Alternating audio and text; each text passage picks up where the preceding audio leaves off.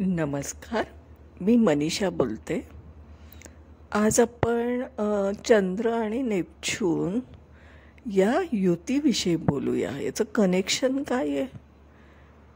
एक लक्षात घ्या. आपण आहे ना, कालपुरुषाची कुंडली ही नेहमी कन्सिडर करायची असते. अशासाठी की ती स्थानं आहे, हे विष्णू स्थानं आपण ज्याला म्हणतो, तर त्या विष्णू स्थानांचं जे काही कनेक्शन आहे ना, त्याच्याविषयी आता आपण बोलायचं आहे. आपल्याला माहिती आहे की अग्नितत्वाच्या राशी आहे 1, 5 आणि 9. म्हणजे आपण म्हणूया की अग्नितत्व आहे तिथे. आता असं आहे की मेष लग्नाची जर कुंडली असेल आणि जर चंद्र आणि नेपच्यून हा व्ययस्थानात आपल्याला निदर्शनास आला, असं होतं आहे की बघा, तिथे कोणती रास येते मेष लग्नाला? तर मीन. मीन काय आहे? तर मीन ही जलतत्वाची आहे. जलतत्व येते. आता मीन रास ही द्विस्वभावी पण आहे आणि ती येते गुरुच्या अधिपत्याखाली, कारण त्याचा स्वामी गुरु आहे. गुरु काय आहे? तर आकाश तत्व आहे. आकाश तत्व कसं असतं की ज्याला काही लिमिटच नाही. स्काय इज द लिमिट असं म्हणूया. त्या आकाश तत्वामध्ये या चंद्राचं आणि नेपच्यूनचं असणं म्हणजेच मीन राशीमध्ये असलेला दिसतोय आपल्याला व्ययस्थानात मेष लग्नाला. अर्थ काय दिसला? बघा, जलतत्वातच भावना असतात. भावनिक माणूस कसा असतो? तो जलतत्वात असला की जास्त असतो. आता काय झालं की व्ययस्थान हे काय आहे? तर जे आपल्याला काही दिसत नाही, अव्यक्तमधलं स्थान आहे, ते शेवटचं स्टेशन आहे. आता जे डोळ्याला दिसत नाही पण अस्तित्वात आहे, असं काय आहे? तर हवा, उदाहरणार्थ. तसंच एक सबकॉन्शियस माइंड आहे आपलं. सबकॉन्शियस माइंड कशाने दर्शवतात? तर नेपच्यूनमुळे. नेपच्यून काय आहे? तर सबकॉन्शियस माइंड आहे. आणि चंद्र काय आहे? तर मन आहे.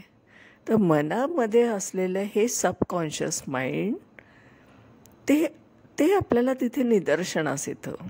आणि अशा व्यक्तीच्या बाबतीत त्यांना काही इंट्युएशन येत असतात. एखाद्या घटनेची आहट आधी होत असते, मग ती चांगली असू दे किंवा वाईट असू दे.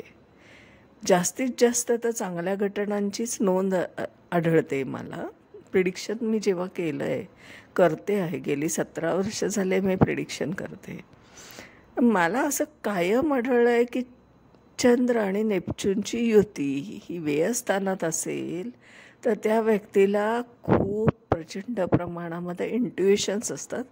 त्याही सबकॉन्शियस माइंडमध्ये असतात आणि त्या कायम काहीतरी निदर्शनं देत असतात, घटना घडण्याच्या आधीची आहट. हे का असं आहे? की ते जलतत्व आहे ना. भावना कुठे? जलात आहे. जलमय भावना आहेत त्या.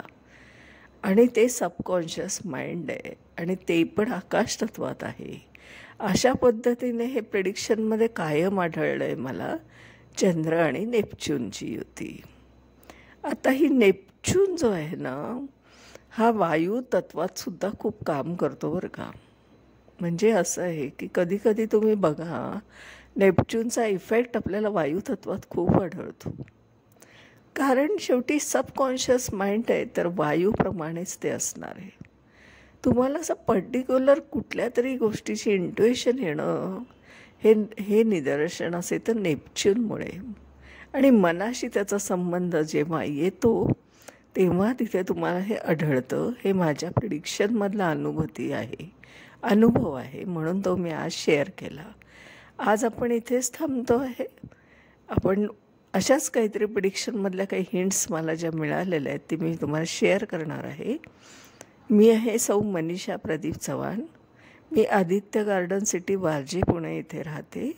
माझा मोबाईल नंबर आहे 9763787646.